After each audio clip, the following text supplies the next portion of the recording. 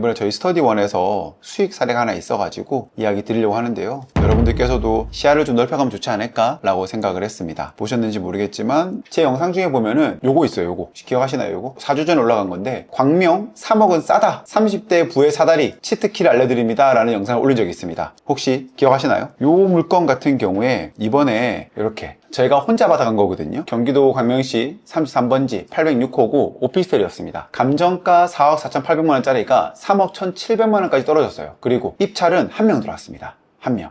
3억 1,700만원에 한 명이 낙찰받아갔습니다. 얼마 전까지 공매가 진행 중이었던 물건이거든요. 그 영상을 댓글 보면은 그런 얘기 있어요. 안 팔린다든지 수익이 나겠냐, 뭐 너가 살아라, 이런 분들이 있더라고요, 보니까. 근데 제가 항상 얘기 드리지만은 오피스텔 얘기 드리는 것은 평생 살아야 된다? 그건 아니에요. 지금 우리가 들어갈 수 있는 아파트가 없으니, 그리고 현재 월세가 200만원 300만원 부르니까 대체 상품이 있어야 될 거 아니에요. 그 대체 상품으로 오피스텔을 볼만하다 라고 해서 이야기 드렸던 거예요. 보면은 제가 운영하고 있는 레벨업 스터디원 분들께서 이렇게 하나하나 가져갔어요. 하나하나 가져갔습니다. 딴 건 유찰이죠. 6호, 6호, 6호. 이 6호 라인만 가져갔습니다. 그러면 이 6호 라인만 왜 가져갔냐 라고 하면은 6호 라인은 코너거든요. 그래서 모양도 이상합니다. 이렇게 이상하거든요. 이상함에도 불구하고 이 6호 라인을 왜 가져갔냐 라고 하면은 6호만 이렇게 방이 3개로 되어 있는 곳이고요. 1호 같은 경우에도 방이 3개긴 하지만 좀 작아요. 여기는 딱 들어왔을 때 창이 보이기 때문에 그래도 좀 뚫려있는 기분이 듭니다. 이게 20평이거든요. 실평수 20평, 21평이라 그러면 신혼부부 사는데 문제 없죠. 아이가 2-3살 정도까지는 문제 없다라고 생각했어요. 여러분들께서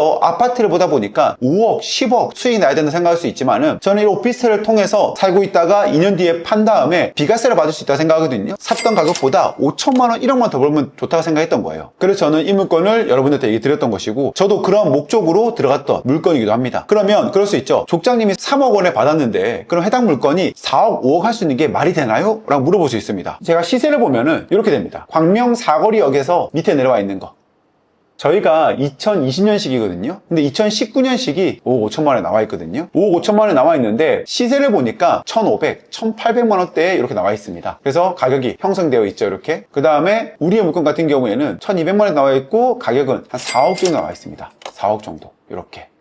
그러면 오피스텔이 실평수 20평 정도 되는 게 평당 1,200만 원에 나와 있다는 거예요. 그런데 아파트 볼까요? 아파트는 이 정도예요. 6,500만 원. 물론 신축이긴 해요. 2022년 철산역 롯데캐슬 같은 경우에도 6,800만 원입니다. 6,800만 원. 즉 무슨 말이냐 라고 하면은, 지금 우리의 물건지가 어디냐면 이 물건지를 주변으로 여기 아파트가 평당 6천만 원대예요. 6천만 원대. 6천만 원대고, 우리 물건 여기 있는데 여기는 얼마? 1,200만 원.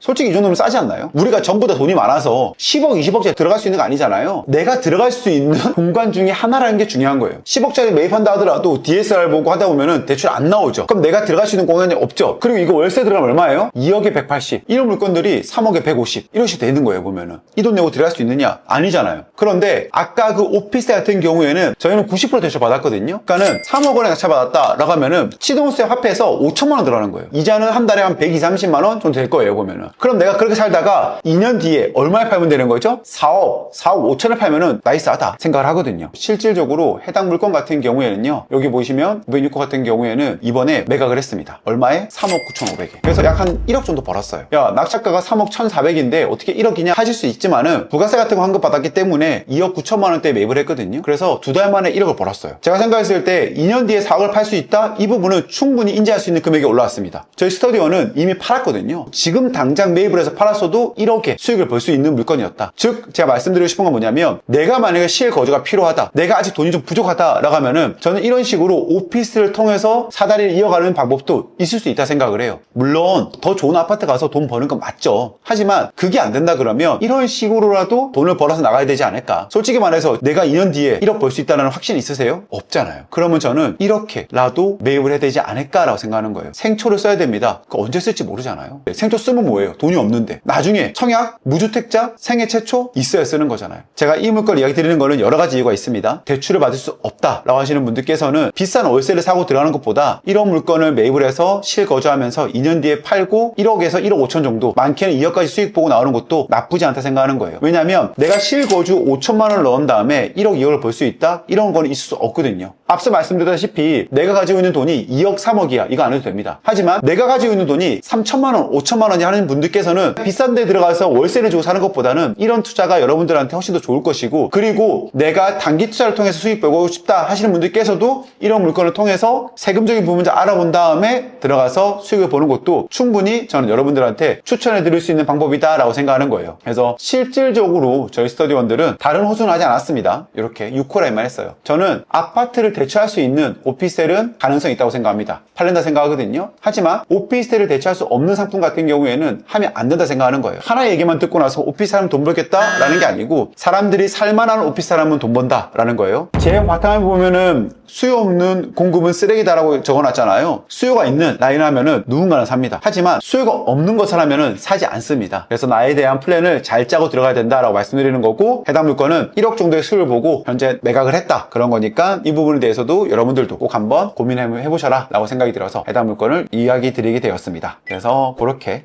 생각하시면 될 것 같고요.